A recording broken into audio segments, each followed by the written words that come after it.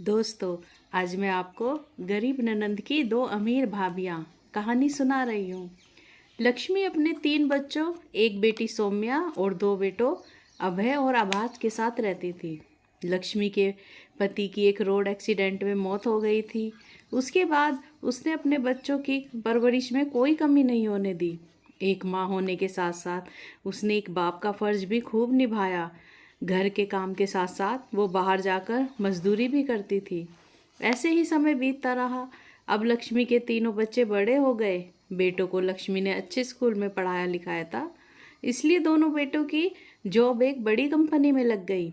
अपने बॉस की ही दोनों लड़कियां उन्हें पसंद करने लगी। अभय और आभास को भी वे दोनों बहनें पसंद थी। एक दिन वो दोनों उनको अपनी माँ से मिलाने अपने घर लाए। लक्ष्मी को भी दोनों लड़कियां बेहद पसंद आई। अब सगाई हो गई, दोनों की शादी की तारीख भी निकल गई। तभी सौम्या अपनी माँ से कहती है, मामा, मैं तो भाइयों की शादी में एक अच्छा सा लहंगा लूँगी। तभी अभय कहता है, अरे ओ छुटकी, तेरी शादी नहीं हो रही, शादी हमारी हो रही है, जो तू लहंगा लेगी। तभी आवाज़ कहता है, हाँ हाँ, अरे पता है लहंगे कितने महंगे मिलते हैं। अरे कुछ बचत करना सीख, छुटकी तो कोई सिंपल सा ही सूट ले लियो। तभी उसकी माँ लक्ष्मी कहती है, अरे अरे, ये तुम्हारी इकलौती बहन है, तो भला ये क्यों ना अच्छे अच्छे कपड़े पहने अपने भाइयों की शादी में। फिर लक्ष्मी ने अपने पास रखे कुछ पैसों से सौम्य के लिए एक लहंगा खरीदवा ही दिया। आखिरकार शादी का दिन भी आ गया। शादी भी संपन्न हो गई और दोनों अमीर बहनें दुल्हन बन के लक्ष्मी के घर आ गई। पर आते ही दोनों ने अपने रंग दिखाने शुरू कर दिए थे। एक दिन लक्ष्मी बैठे में सोच रही थी, हे भगवान, मैंने अपने बेटों की शादी तो कर दी, बस अब सौम्या की भी किसी अच्छे घर में शादी हो जाए तो मैं गंगा नहा लूँ। वैसे भी मैं दिल की मरीज हूँ, पता नहीं कब क्या हो जाए। अरे आजकल कुछ होते पता थोड़ा ही न चलता है। तभी दोनों बहुएं काजल और अंजलि वहाँ पर आई और बोली, तो दोनों माँ बेटी यहाँ बैठकर खुसर फुसर कर रही हैं। अगर बातें ख़त्म हो गई तो चलो अब घर का काम कर लो। काजल, अरे हमसे उम्मीद मत करना, हम दोनों घर का कुछ भी काम करेंगी। हमने कभी कोई काम नहीं किया है और ना ही हम यहाँ पे करेंगी। चल सौम्या, रसोई में जाके खाना बना ले। अरे बड़े जोरों की भूख लगी है।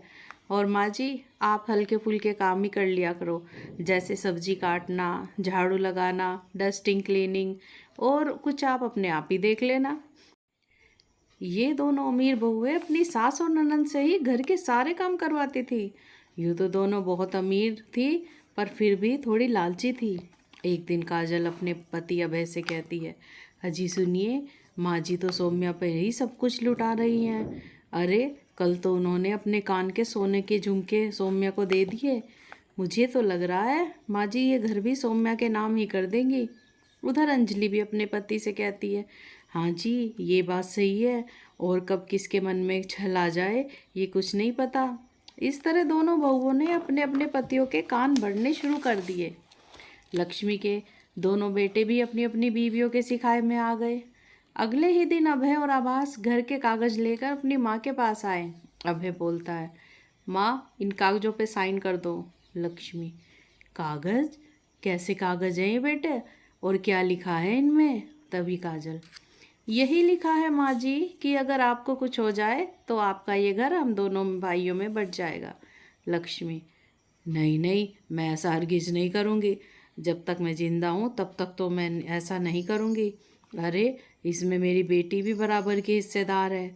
तभी सौम्या कहती है, अरे माँ, आप मेरी फिक्र मत करो, मैं तो अभी पढ़ाई ही कर रही हूँ ना। माँ आप इन कागजों पे साइन कर दो, बेकार में क्यों लड़ाई को बढ़ावा देना है। लक्ष्मी ने सौम्या की बात मान ली और उन कागजों पे साइन कर दिया। अब तो उन दोनों बहुओं को कोई चिंता ही नहीं थी, वे तो एकदम चिंता मुक्त हो गई। एक दिन अभय और आभास तो अपने किसी काम से दूसरे शहर गए हुए थे और ये दोनों बहुएं काजल और अंजलि एक पार्टी में चली गई। उसी दिन अचानक लक्ष्मी के सीने में दर्द उठने लगा। घर में केवल सौम्या थी। वो घबरा गई। उसने अपनी दोनों भाभियों को फ़ोन लगाया, पर दोनों में से किसी ने फ़ोन नहीं उठाया। भाइयों को लगाया तो वे किसी मीटिंग में बिजी थे। सौम्या सोचने लगी, दोनों भाभीयों ने फ़ोन नहीं उठाया। अब क्या करूँ, माँ की तबीयत बिगड़ती जा रही है। सौम्या, माँ आप फिक्र न करो, मैं तुम्हें अस्पताल लेके जाऊंगी। फिर सौम्या घर से बाहर आकर कोई गाड़ी या रिक्शा ढूंढने लगती है, पर रात बहुत थी, उसको कुछ भी नहीं मिला। फिर वो मायूस होकर घर पर आई तो उसने देखा कि उसकी माँ तो चल बसी थी। अपनी माँ को यूं अपनी आंखों के सामने मरते देख सौम्या को बेहद सदमा लगा था, पर अभी तो उसे और दुखों का सामना करना था। एक दिन काजल, चल सौम्या अपना सामान पैक कर ले और हमारे साथ चल। सौम्या, नहीं नहीं भाभी, मैं इस घर को छोड़ के कहीं नहीं जाऊंगी। अरे इस घर में मेरी माँ की यादें बसी हैं, मैं ये घर कभी नहीं छोड़ूंगी। अंजलि, अरे अरे, तुम्हें हमारे साथ चलना ही होगा। अरे ये घर हमने बेच दिया है, अब तुम यहाँ पर रह ही नहीं सकती। सौम्या, क्या भाभी, आप ऐसा कैसे कर सकती हो? नहीं नहीं, मैं ये घर नहीं बिकने दूंगी, कभी भी नहीं। काजल, अरे अरे ओ मूर्ख लड़की, अब तुम कुछ नहीं कर सकती हो। तुम्हें याद होगा ना कि ये घर माँ जी ने अपने दोनों बेटों के नाम कर दिया था।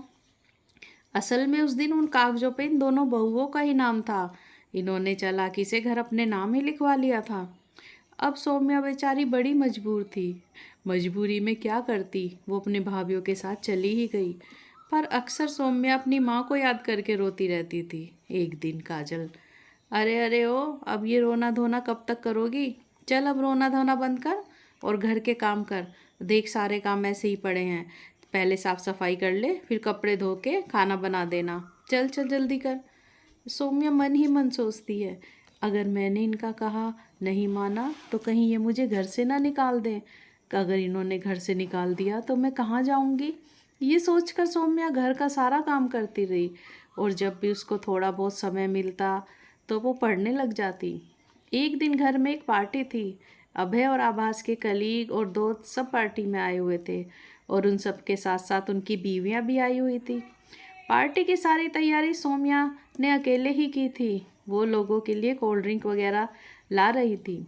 तभी एक महिला ने उसे देखा और उसकी भाभी काजल से पूछा, अरे काजल, ये लड़की कौन है?